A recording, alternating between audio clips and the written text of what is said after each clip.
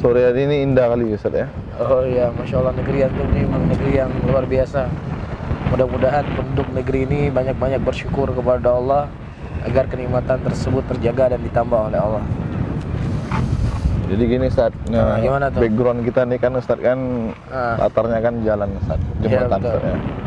Nah jembatan ini kan bengkok nih, ada Ustaz, ada sedikit bengkok Ustaz kan. Nah gitu, kenapa nggak lurus tuh? Nah inilah Ustaz, seperti kehidupan kita itu Ustaz. Ya, betul. Kehidupan kita yang penuh dengan lika-liku Ustaz kan. Betul. Nah jadi kehidupan anak juga seperti ini Ustaz. Ya, Nah, dan kehidupan semua orang sebenarnya. ada suatu masalah yang pengen anak tanyakan kepada antum Ustaz, tentang masalah etnis Ustaz. Iya. Nah, kayak anak ini kan terlahir dari keluarga mualaf Ustaz. Iya, Masya Allah. Nah jadi yang sekarang kita alami ini kan suasana dalam suasana perayaan Imlek. Nah jadi yang ingin anak tanyakan Ustaz, bagaimana hukum-hukumnya kayak kita yang mempunyai saudara-saudara yang masih non-muslim yang merayakan perayaan Imlek gitu Ustaz kan. Iya. Nah sementara kadang kita diundang, udah gitu kadang kita diberi hadiah. Nah hukum-hukum untuk kita yang menghadiri atau kita menerima hadiah itu bagaimana itu Ustaz? Baik, yang pertama memang hidup ini adalah penuh dengan ujian dan cobaan. Allah menyebutkan dalam Al-Quran, ahsiban nas ayutraku ayyakulu amana wa hum la yuftanun wa laqad fatanna alladhina min qablihim falya'lamanna Allahu alladhina sadaqu wa ya'lamanna al-kadhibin.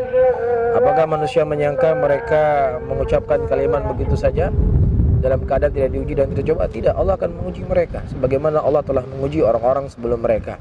Dan Allah yang Maha Tahu ingin melihat siapa di antara kita yang jujur dengan keimanannya dan siapa pula di antara kita yang bohong dengan keimanannya. Jadi hidup ini penuh dengan ujian dan cobaan, dan terkadang ujian tersebut datang dari istri kita, terkadang ujian tersebut datang dari keluarga kita, dan terkadang ujian tersebut datang dari teman, dan terkadang ujian tersebut datang dari tetangga atau datang dari kita sendiri.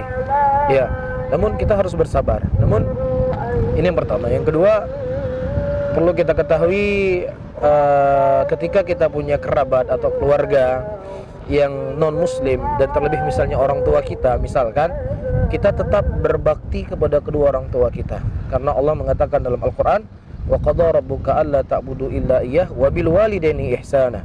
Dan Allah mewajibkan kepada kalian untuk beribadah hanya kepadanya, dan kepada kedua orang tua kalian hendaknya kalian berbuat baik. Jadi ayat ini sifatnya mutlak, apakah orang tua kita itu mukmin ataukah orang tua kita kafir.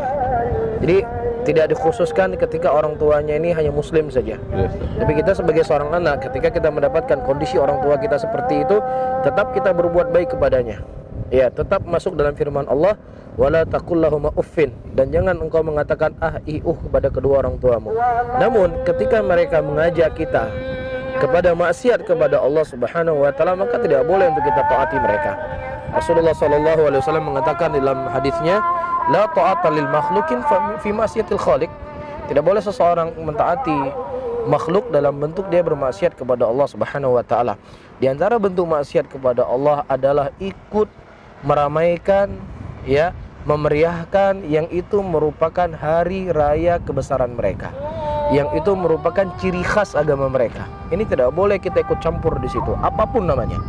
Allah mengatakan dalam Al-Quran, ya, Allah Subhanahu wa taala menyebutkan, idza ra'aital ladzina yakhuduna fi ayatina fa'rid anhum. Apabila engkau melihat orang-orang memperolok-olok dari ayat Allah, maka engkau berpaling dari mereka. Jadi kita tidak boleh ikut serta cuman sekedar buat kue, cuman sekedar kasih hadiah. Kita kan nggak yakin seperti itu. Kita kan nggak maksud seperti itu. Kita cuman memberikan hadiah. Ini tidak dibenarkan. Ada sebuah hadis. Waktu itu ada sahabat Rasulullah sallallahu alaihi wasallam mendatangi Rasul dan bertanya kepada Rasulullah, ya Rasulullah, apakah boleh kami menyembelih di sebuah tempat yang namanya Buhainah? Rasulullah bertanya, apakah di situ ada perayaan orang-orang jahiliyah? Ataukah ada sembelihan jahiliyah di situ? Kalau seandainya ada, nggak boleh kamu lakukan di situ. Tapi kalau seandainya ada, nggak boleh kamu menyembelih di situ. Tapi kalau seandainya mereka tidak menyembelih di situ, silakan. Apa yang bisa kita petik sekarang? Orang-orang musyrikin ketika mereka menyembelih untuk siapa? Untuk sesembahan mereka. Para sahabat ketika menyembelih untuk siapa? Untuk Allah. Iya nggak? Niatnya beda kan? Tapi zahirnya sama. Nah, walaupun saya nggak niat kok seperti mereka, nggak maksud seperti mereka, tetapi ada sisi kesamaan dari sisi zahir, dampaknya dilarang oleh Nabi SAW. Ya, bahkan ketika orang-orang Yahudi mereka berpuasa pada tanggal 10 Muharram, ya karena hari di mana Allah membebaskan Nabi Musa, Rasulullah mengatakan nahnu ahaqqu bi Musa, kita lebih berhak kepada Nabi Musa sebenarnya. Makanya Rasulullah menganjurkan umatnya untuk berpuasa tanggal 10. Nah, puasa tanggal 10 yang dilakukan oleh Yahudi tidak ada unsur kekufuran di situ. Tidak ada unsur kesyirikan, tidak ada unsur yang perkara yang terlarang. Ibadah puasa seperti kita berpuasa. Tetapi Nabi SAW menutup pintu agar tidak sama dengan mereka. Kata Rasulullah, kalau seandainya tahun depan saya masih hidup, saya akan berpuasa tahun depan di tanggal 9. Jadi Rasulullah berpuasa tanggal 9, berpuasa tanggal 10. Supaya apa? Supaya nggak sama-sama mereka. Jelas ya? Jadi Rasulullah menutup segala pintu agar kita tidak sama dengan mereka. Dan di situ ada hikmah yang besar. Kalau kita setiap ada perayaan mereka, kita kasih kue, kita ikut senang, kita kasih hadiah, ini justru akan menganggap, oh berarti agama kami baik. Ya buat apa saya masuk Islam, toh kamu juga senang pada perayaan kami. Tapi ketika kita berbuat baik dalam hal-hal yang lain, dalam hal-hal yang itu bukan bentuk ibadah mereka, misal dia sakit kita datangi, dia kekurangan harta kita bantu misalnya, kemudian pas ada acara hari-hari besar mereka kita tidak ikut, pasti dia berpikir saudara saya itu baik, dia orang yang dermawan, setiap saya punya masalah dia bantu saya. Tapi ketika pada hari ini dia tidak datang pada saya, pasti karena keyakinan dia, dan mudah-mudahan itu bisa menjadi pelajaran buat. Tapi kalau kita tepuk tangan terus apa yang dia buat, kan tanpa tidak sengaja kita mendorong dia ke dalam neraka. Karena kita yakin siapa yang mati bukan di atas agama Islam akan kekal di neraka selama-lamanya kan. Maka ada butuh hal kita menarik diri supaya dia bisa kapok, supaya dia bisa sadar dengan agamanya, dan dia masuk Islam. Seperti itu. Jadi kalau seandainya mereka memberikan hadiah kepada kita itu, Ustaz, bagaimana, Ustaz? Ya kalau seandainya mereka memberikan hadiah, hukum asal daripada hadiah itu kan asalnya selama kita tidak memperingati acara-acara mereka, tiba-tiba dia datang ke rumah kita dikasih hadiah, ke rumah kita dikasih cake lah atau lain sebagainya, makanan, dan makanan itu kembali kepada hukum asal. Kalau memang dia adalah perkara yang halal, adalah halal hukumnya. Tapi kalau dari sumber yang haram, adalah sumber haram namanya. Namun kita melihat sisi masalah dan mafsadah. Dengan kita tidak menerima kue, mungkin bisa menjadi kapok buat mereka dan membuat dia sadar, ya lebih baik kita tidak terima. Tapi kalau dengan kita menerima kue dia, kemudian membuat dia senang, dan kemudian kita bisa menasihati dia pelan-pelan, ya kan hukum asalnya halal tadi, ya maka kita menerima. Tapi kalau dan nggak bisa dikiaskan perkara tadi, karena perkara tadi hukum asal perayaan mereka apa?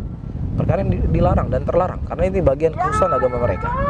Seperti itu. Jadi kalau seandainya kita yang mengikuti itu, Ustaz, mengikuti kayak kita memberikan kue atau kita menghadiri, nah itu jatuh kepada dosa besar atau jatuh pada kesyirikan, ya, Ustaz, termasuk? Insya Allah kita tidak terjatuh dalam kesyirikan, karena kita tidak meyakini apa yang mereka lakukan, tapi ikut memberikan sesuatu dikarenakan perkara dunia. Di bertahun gitu, Ustaz, ya? Iya, perkara dunia, dan ini khawatirkan perkara yang berbahaya buat akidah seseorang, dan kita khawatirkan kalau terus hal seperti ini, suatu saat kita berkeyakinan ya mereka juga agamanya benar, kan sudah berbahaya kan.